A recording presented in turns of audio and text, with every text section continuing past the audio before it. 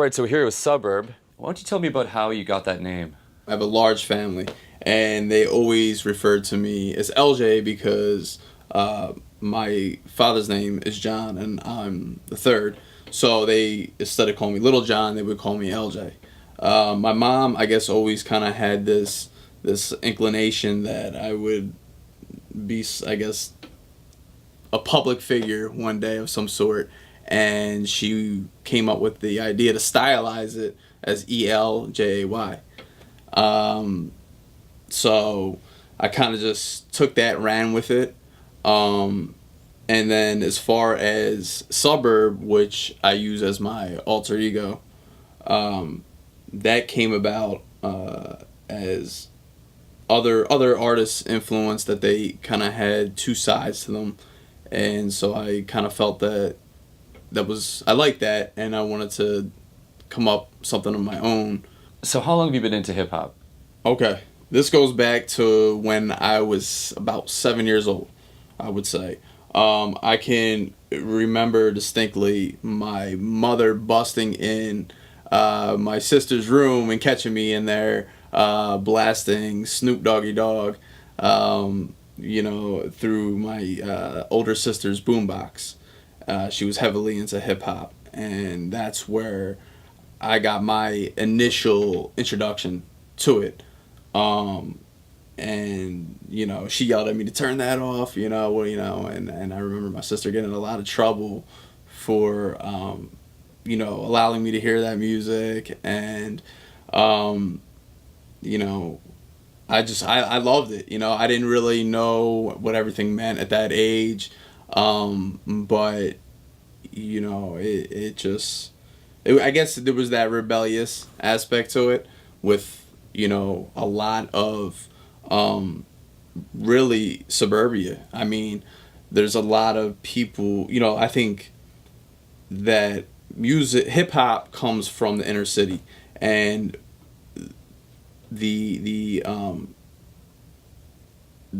that whole hip hop culture is not sheltered by any means. They've seen a lot more. They're exposed to a lot more, and in the suburbs, oftentimes we're more protected and not, we don't see all of that stuff, other than in movies and from what we hear in music and stuff like that. So it was all very shocking. Like, wow, there's this whole other world out there. And for me, I kind of had, I want to say, the environment already kind of set up for me. So I mean, I had a very impressionable mind, and the music really influenced me. It hypnotized me. The freedom that these rappers had to say whatever they wanted. I just remember like my sister, I remember her always telling me, like, she kind of like guided me a little bit in hip hop. Like, she would tell me about Tupac and Biggie, and the whole East Coast West Coast beef, and what was going on with that. She always wanted to kind of keep me ahead of the game.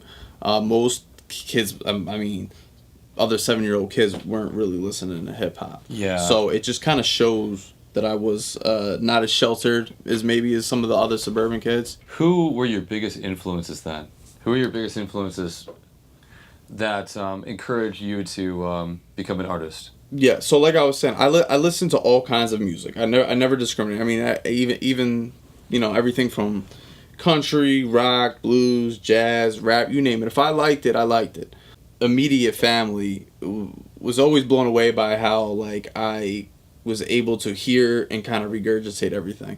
I knew, like, every word of, like, all the Notorious B.I.G. singles. And this is even before I had made my mind up that I wanted to be a rapper. This was like maybe around 5 or 6 years old.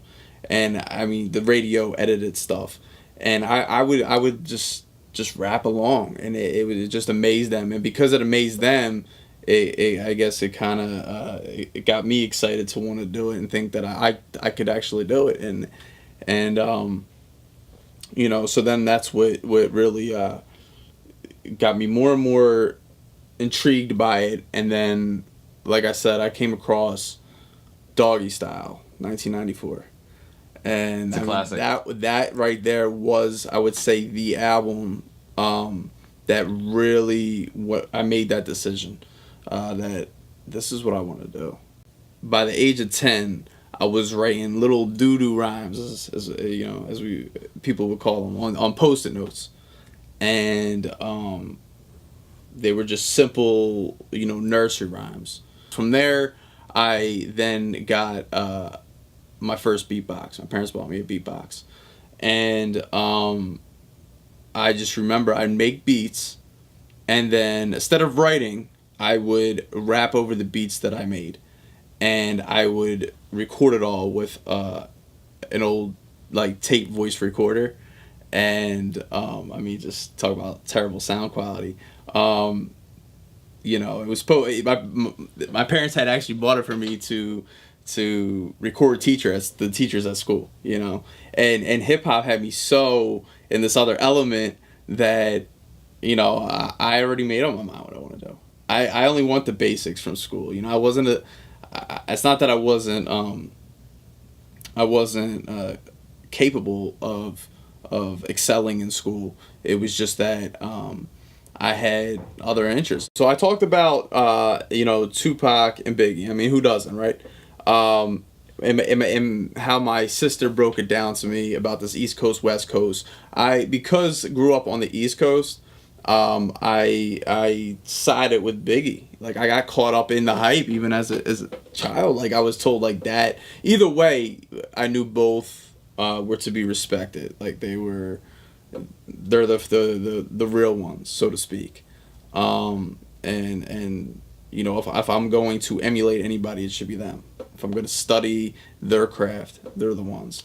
But I did side with Biggie because I felt that he was very good at storytelling. I mean, he had covered all the bases, but the one thing he didn't do that Tupac did was touch on social issues as much. He didn't have that Black Panther background, which at the time, I was too young to really understand all of that and the difference of that. And I was so caught up in the fact that he's West Coast and I'm maybe not supposed to really be listening to that.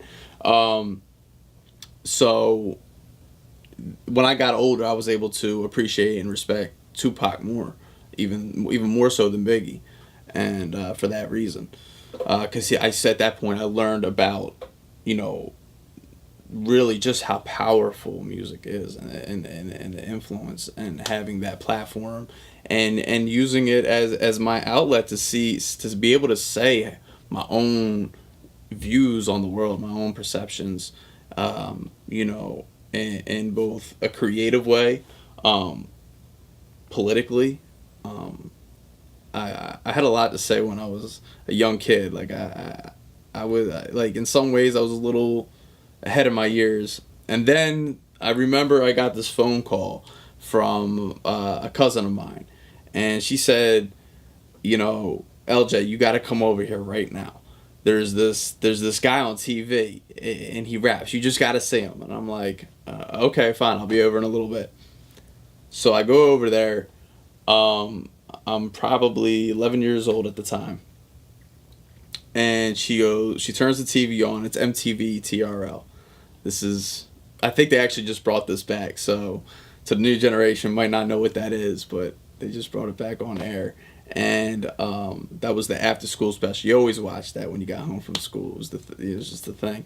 And all I remember is, "Hi, my name is," and I was like, no way. Like, my influence up until that point, I mean, that even showed me or even opened a window for me was Vanilla Ice, maybe, and Beastie Boys. But as a solo act, probably Vanilla Ice.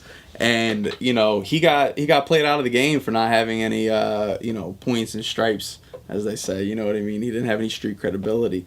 And so my idea was that I was gonna set out and do that. I was gonna set out and figure out ways to get that respect in hip hop, no matter what I had to do. And like I said, I had that environment already around me, and as far as my extended family goes, living in bad neighborhoods and stuff like that. So it was easily accessible to me to put myself in maybe places I didn't belong.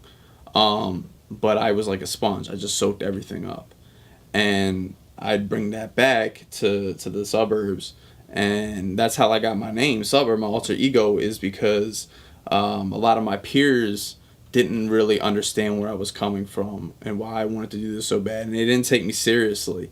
And because of that, I caught a resentment about it, actually. And Suburb was actually an insult to me. People used to insult me by calling me Suburb because it was a reminder that you're from the suburbs. You don't have you can't do this. You're not only are you white, and that's a black art form, but you're also from the suburbs. You don't have a rags to riches story to tell. You know what I mean? And that just set me off even more. So I was like, you know what? I'm gonna prove them all wrong. Let me show them wrong. You know what I mean? And therefore, I'm gonna rock with that. I'm gonna call myself Suburb, and that's gonna be the wild, crazy, mad rapper. All my anger and all of that, all that's the negativity I'm gonna channel through Suburb. So it was kind of like a spit back at your face, like, yeah, I am Suburb, and this is what I'm all about. And eLJay has always been, what my mom named me. So it's like that was the I'm still a good kid, the part of me that I didn't want to lose, the real me, that people made me feel like I had to be somebody else just to make it. So Eminem was a big influence of yours when you first started out in hip hop. How did listening to him make you feel? I hate to admit it, to be honest with you. It's funny they call him Shady because sometimes I feel like he kind of threw shade on me at times. Because I was at 11 years old, I was envious and jealous. I wanted to be where he was at. What he was doing was what I was already starting to manifest in my head. And I looked at my cousin at the time, and I was like, she's like, that's just like you. Oh my God. And it was cool. At the same time, though, not so cool. Deep down inside, I was like, yeah, but that's not me. You know what I mean? And so, but I could tell that this guy was going to be huge. I mean, if I believed in myself and what I was thinking would work, this guy's doing it. And so I kind of had faith in what he was doing and that it was probably going to work. He was very controversial and all that. So, but I put it aside and I was like, all right, I'm gonna try to study and watch everything he does and really emulate him. And there was two big things that I picked up from him. One was that I remember, I think it was probably in an interview, he said something about reading the entire dictionary. And two was he wrote a rhyme a day every day. So, I took that as a homework assignment, and that's exactly what I did. And I did that from the age of 11 up until, I would say, 21, my young adulthood, when life hit in, and, life showed up. Things got kind of crazy for me at that time, and hip-hop started to take a back seat, and it was killing me on the inside. But I was caught up in other things. So what was your first studio experience? You know what? I actually didn't get into the studio for the first time until I was 19 years old. Why I waited that long? Simply because I didn't know I didn't know where to go. I didn't have a studio to go to. I didn't know if I was ready for all that. I was still very much just writing rhymes in a notebook. And, I knew my music sounded to me better than a lot of the stuff that was out there. And I mean that in a humble way. I don't mean that in an egotistical way.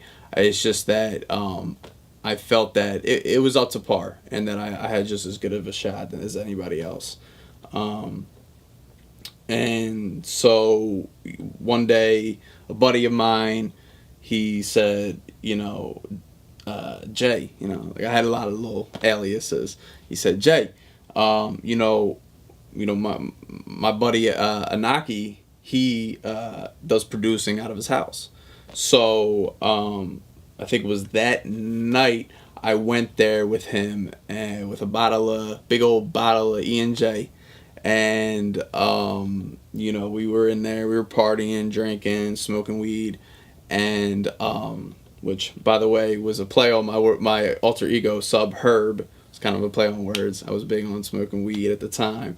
So I didn't know what the heck I was doing, and they told me to step up to the mic, and I had prepared a little something that I was gonna spit, and it turned out to be the hook. I called it the track Philadelphia. I basically was just spitting bars the same way that I did. It mainly. A lot of people find it hard to believe because I'm from the suburbs, but I used to go on the other side of the tracks, and not just South Philadelphia, but also West Philadelphia. And I would be like the only light-skinned guy out there, one of the few. And it's funny because we always say, there's only two type of white people out there, either the ones that are copping or the ones that are cops. So I wasn't there for either or. I was there to actually hang out with the corner boys and freestyle, and that's what we did. Philadelphia has a very strong, I want to say, a very strong presence of battle rapping. People from all over America, they know that we're known for that, and it's very gritty, grimy, in your face, and you could check the Smack DVDs. That goes into further. So yeah, I remember get invited to different block parties, stuff like that, and I'd freestyle with other guys, and they'd say, be like, yo, eLJay, yo, bust a rhyme, let me hear something, let me hear you spit some, and they would all be like, oh, you gotta hear him. So I got in the studio, I said a bunch of stuff that I had, a couple bars I had and whatever, and my man Anaki, the producer, my very first producer, he worked his magic, he mixed it, and I played it in my car, and I was like, it just reaffirmed everything. This is it. I loved it. I loved it. I'm like, why didn't I not get in the studio sooner? This is it right here. So how long after that first studio experience did you get back to the studio? Almost immediately. His studio was shot up, and he moved down to down south here in Atlanta, Georgia. So, perfect timing for me just now having found a place to record at.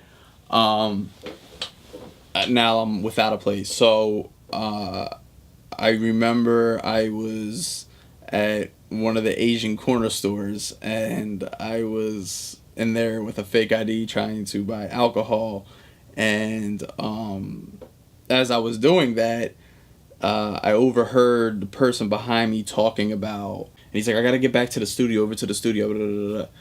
And so I turned around and I said, studio, and he just looked at me like, yeah, I rap. And I said, oh, really? I do too. I'm looking for, I need a place, I need a studio, I need somewhere that I can record at. Do you know of a place? And he goes, yeah, right across the street. And I'm like, nah, get out of here. And he's like, yeah. So I he had a business card. He gave me a business card. The place was called Jungle Lab Studios. And I, ended up booking some time there.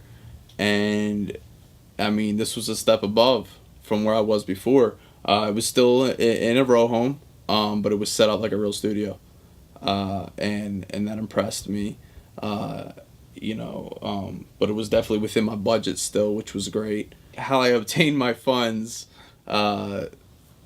could have been questionable. Allegedly I sold drugs, but that's neither here nor here. Neither here nor there. I had money and I put it all into that, and I started to create a mixtape, and that was my primary focus. And when I first started out, like I said, I knew nothing. I just went in there, had my notebook, my rap notebook, and I read.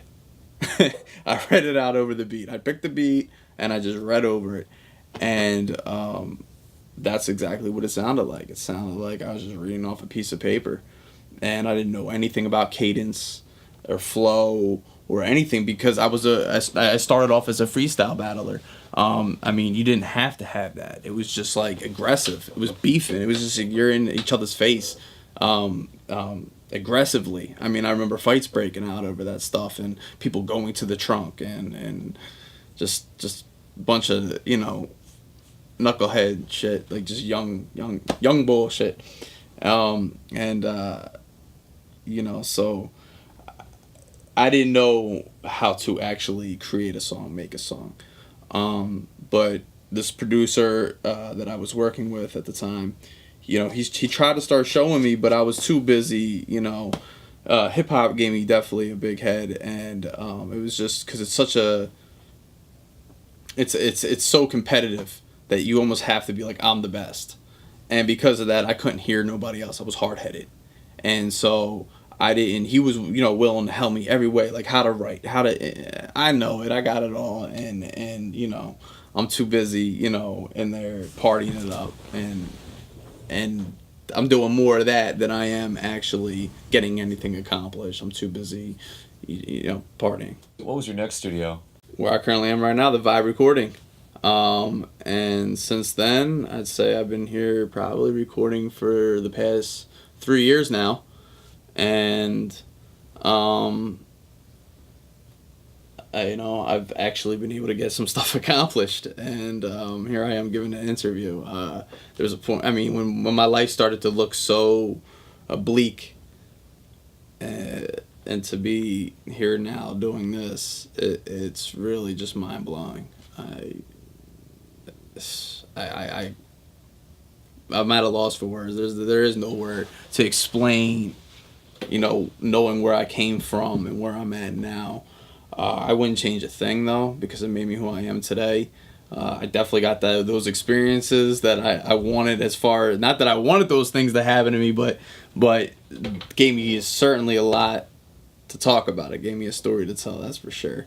And and hopefully something that other people can either relate to or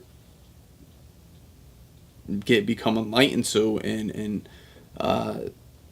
do better than me. So yeah, here I am. Where do you see yourself in the future? What's your dream? Where every other rapper wants to see themselves in the future. I want to be successful. Of course, I want to have my voice heard. I've outgrown those ulterior motives. The perks that come with it. The money, the fame, the girls. But I was never driven by those things. So I'm back and focused, and I'm able to separate a real everyday life, being a human being, not larger than life. I'm just like you or anybody else, and I don't see that these days. It's just so superficial in the industry right now. If you ask me the current state of hip hop, I couldn't tell you. I really don't listen to it. I'm not a hater.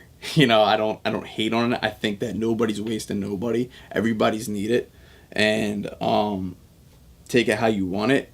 I think that some of that stuff out there is fake, and I think that it's necessary. I actually applaud it, because I think that you need to see fake in order to know real.